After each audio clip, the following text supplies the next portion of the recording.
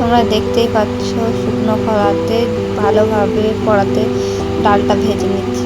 ভেজে নেওয়ার পরে এটাতে আলু পাশে কড়াতে আলু ভেজে নিচ্ছি। আলু ভেজে নেওয়ার পরে ওটাতে ভাতটা ভেজে নেওয়া, পান্তা ভাতটা ঝরঝর করে ভালো করে চুবড়িতে ছেঁকে নিয়েছি। পাশে পেঁয়াজ কচানো, লঙ্কা কুচানো রাখা আছে, ভালোভাবে জুড়ে জুড়ে পেঁয়াজটা কুচিয়ে নিয়েছি। তার মধ্যে ভাতটা দিয়ে ওটা ভালো করে নাড়াচাড়া করে ভেজে নিয়েছি। দেখতে পাচ্ছ একদিকে আলু সেদ্ধ করে নিয়েছি আর পাশে ডালটা সেদ্ধ করে নিয়েছি। নিয়ে নেওয়ার পরে ওর মধ্যে একটুখানি হলুদ দেওয়া আছে আর একটুখানি লবণ দিয়ে দিয়েছি। সেটাকে আপনাদেরকে দেখাতে পারলাম না, পরে যখন করব ওটা আপনাদের দেখিয়ে দেবো। তার পাশে কড়াটা গরম করতে দিয়েছি। কড়াটা গরম করে নেওয়ার পরে ওটাতে এবার তেল দিয়ে দেবো।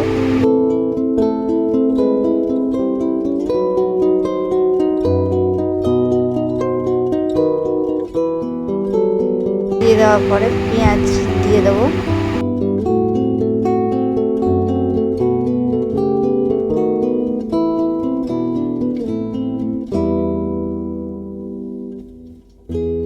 চামচ মতো সর্ষে দিয়ে দেবো।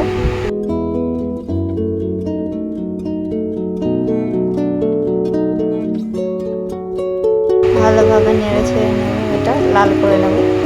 তার সাথে একটু শুকনো লঙ্কা দিয়ে দেবো।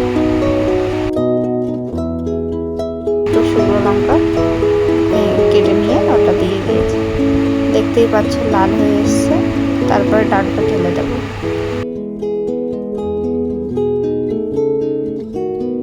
ওটা যখন ফুটে উঠলো ওটাকে নামিয়ে নিয়েছি। দেখতেই পাচ্ছ কালারটা কত সুন্দর এসছে।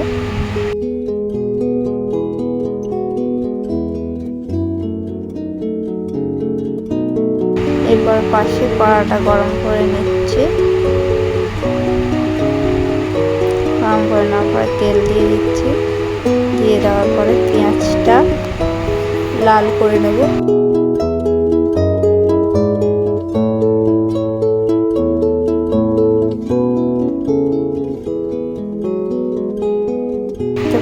পাশে পেঁয়াজ লাল করতে দিয়ে দেওয়ার পরে পাশে আলুটাকে ভালোভাবে ছেনে নিচ্ছি। ওটা মেখে নিয়ে যাওয়ার পরে কড়াতে দিয়ে দেবো। দিয়ে ওটাকে কড়াতে শুকনো লঙ্কা দিয়ে দেবো। মানে শুকনো লঙ্কাটা ভালোভাবে ভেজে ওটাকে একটুখানি গুঁড়ো করে নিয়েছি।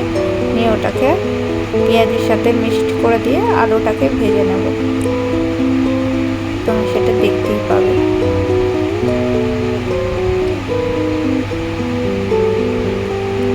স্বাদ মতো লবণ দিয়ে দিয়েছি।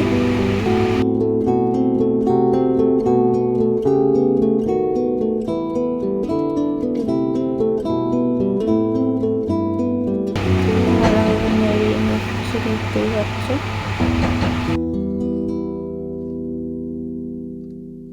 শুকনো লঙ্কার গুঁড়োটা দেবো।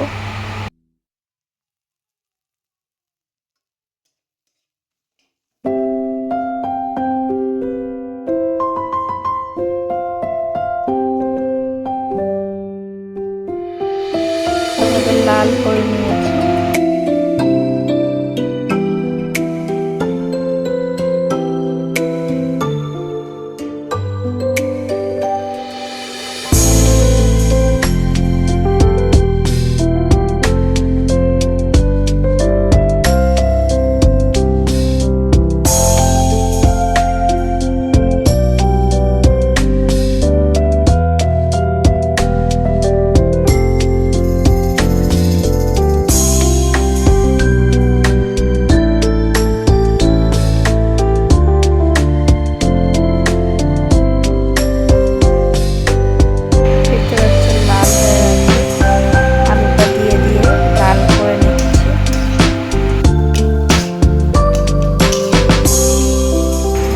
লাল হয়ে গেলে এটাকে নামিয়ে নেব।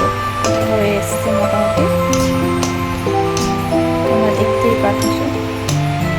মিক্সড করে নিলাম, পেঁয়াজটা লঙ্কাটা ভালোভাবে মিক্সড করে নিয়েছি। যারা হাত দিয়ে ছানতে অসুবিধা হয় এটাতে ভালোভাবে লাল করে মিক্সড করে নিয়ে নেব। দেখবেন টেস্টটা খুব